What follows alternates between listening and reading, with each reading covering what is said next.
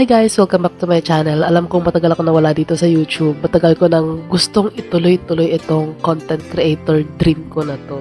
Magmula pa ng 2018, ever since I started experimenting here on YouTube, dito ako natuto mag-edit, gumawa ng thumbnail, gumawa ng titles, ganyan. Na parang dito ako nag-experiment ng skill ko as a content creator.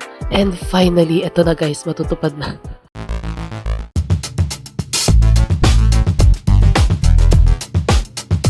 Grabe no?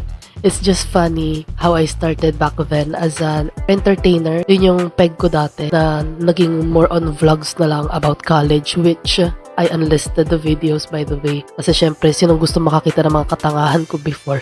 And ngayon, nire-revive ko na tong channel ko na to ulit kasi I'm planning to combine my two platforms right now, two active platform for content creation, which is TikTok and itong YouTube. Kasi pansin ko na most of my contents on TikTok are long. Mahaba siya. Mahaba siya sa 3 minutes, mahaba siya sa 5 minutes, minsan na maabot ng 10 minutes. I think it would be best kung organize siya dito sa YouTube. That's why I revived this account.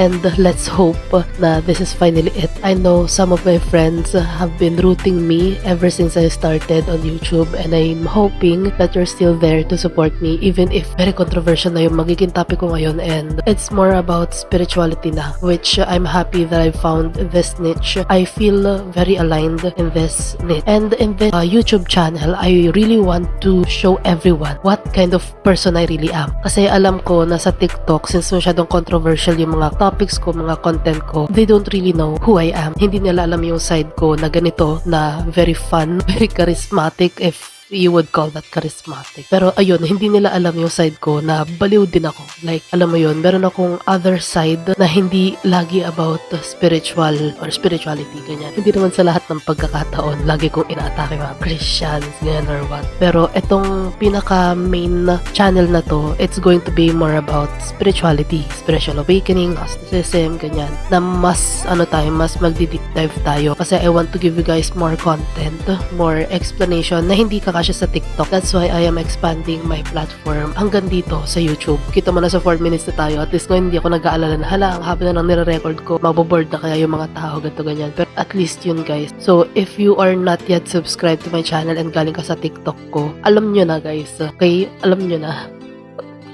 And click nyo na rin yung notification bell. Pindutin nyo yung all para lahat notified, diba? Kahit kung ano na yung mga pinagpapost ko dito. But I also just want to be realistic dito sa channel na to kasi hindi ko siya nagagawa sa TikTok ko.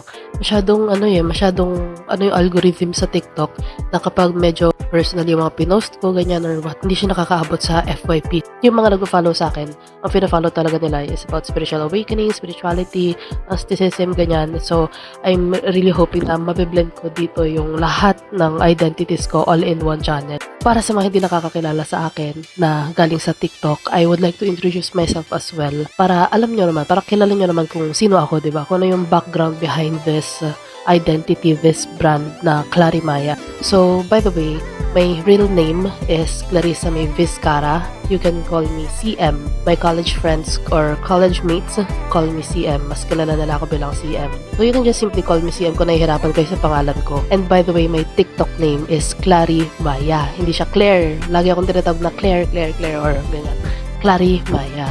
Yung pangalan ko na Clarimaya, galing siya sa dad ko. Sabi ng dad ko, nung pinanganak daw ako, yun daw originally yung magiging name ko. Kaya lang, mom ko yung nag-decide na kung ano yung ipapangalan sa akin, kaya naging Clarissa May Vizcara. So, it's technically both my name. So, I am currently 25 years old, turning 26 this May. So, I'm a Taurus, and my big 3 signs are Taurus, Virgo, and Capricorn. Taurus Sun, Virgo Moon, Capricorn Rising. So, very heavy earth signs sa chart ko. And meron din akong 5 Taurus stellium, if that's important. Yun na yun. Sun, Mercury, Venus, Saturn. Ilalagay ko na lang dyan sa screen. I'm also Gemini in Mars, if that's important. I'm also a single mom by the way, and I'm not married. Thank goodness. I have not completed college kasi nagka-pandemic nung time na yon, and we had financial instability. So I only finished up to 2 years in college. I was in AB Communication Arts in St. Scholastica's College, Manila. And most of my followers or subscribers here on YouTube are my classmates. So hello kung napapanood niyo ako ngayon. And I'm really proud of them right now kasi nakakapunta na sila sa ibang bansa, ganyan. And I can't help but to compare myself. Pero at least I'm striving, diba? I'm thriving. And I know they are also rooting for me. Yun lang naman yung mga gusto kong i-share about myself kasi kung mag-go into details tayo, ganyan, na mawalan na ng mystery yung mawalan na ako ng mystery. Anyway, ayun. Naalala ko na yung mga gusto kong sabihin. So, by the way, I'm in the New Age spirituality if you guys are wondering kung ano talaga yung belief ko. Kasi syempre, alam ko nakakalito yung persona ko sa TikTok. I'm in the New Age spirituality as a Gnostic. So, I also practice witchcraft. Yes, I do spells, wear crystals or occasionally, ganyan. I use crystals also, and then I also read tarot. Ito yung pinaka-first tarot ko na binili ko for myself na sariling pera ko na hindi binigay sa akin.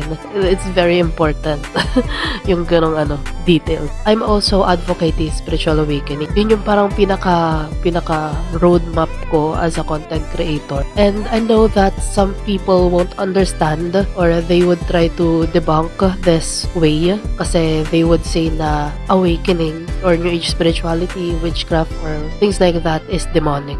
Just because it's said in the Bible. But if hindi naman kayo ganun ka-close-minded, you would eventually understand kung bakit ako nandito sa path na to ngayon and bakit siya nagmamatter sa akin. Kung bakit siya meron akong sense of mission or may sense of purpose yung ginagawa kong to. Eventually, it will all make sense. Pero right now, I just can't disclose it that easily kasi nga, hindi siya ganun ka-surface level.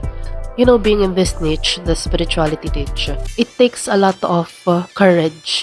Kasi many people will assume your identity just because you are attacking their beliefs. Most people na hindi pa talaga gising, they will take those attacks as personal attacks and they will attack personally rin as well. Kasi you are destroying their belief system na pinangahawakan ng identity nila or ng ego self nila. So, when that happens to people, talagang masyado kanilang kinikriticize or inaatake kasi they see you as a threat to their worldview. And I understand that, na some people are going to have some opinions about you and it's very important, lalo na if you're a content creator as well, na tingnan mo lang yun as part of the game, diba? There are going to be some challenges, there will be some people that is going to criticize you and call you some things that are not necessarily true, just because they have a limited perception of their worldview na they're not really that open-minded. It's easy for people to assume na just because I'm in the New Age spirituality or I am promoting or advocating for Gnosticism that wala na akong kaalam-alam sa Christian worldview. Na para bang hindi rin ako nanggaling doon. After this video, I would be uploading my backstory kung saan ako nanggaling. Kung paano ako napunta dito sa spiritual awakening or ano yung nakapagpagising sa akin at napadpad ako dito sa New Age spirituality kung bakit ko nasasabing Christianity is not perfect, it's not true, it's not, parang hindi siya yung the best. And I will also connect that sa Gnosticism kung bakit ko siya nakitang bridge sa ating lahat actually. Kung bakit mas may sense siya. Kasi very contradicting na mga turo tsaka ng mga belief sa Christianity. Even if you don't admit, maraming contradiction. So anyway, yun lang for today's video as an introductory video. And let's hope talaga na ma-maintain ko na tong YouTube channel ko. I'm really, kakailanganin ko talaga. Grabe. Ang tagal ko kaya lagi ko sinasabi mag-upload ako ganyan tapos biglang maputol na naman. Kasi makakaisang video lang ko tapos nakatambak na yung mga hindi ko na-edit. Pero I think this time, kakayanin ko na talaga dahil meron akong direction. And you know guys, eventually, I can also share with you my knowledge based on experience about content creation. Maybe I can also help you guys be a content creator as well. Kasi syempre, tulungan tayo dito. Kahit magmula sa spirituality, spiritual awakening, and even sa pag-earn ng money as well as a content creator, I can also help you guys.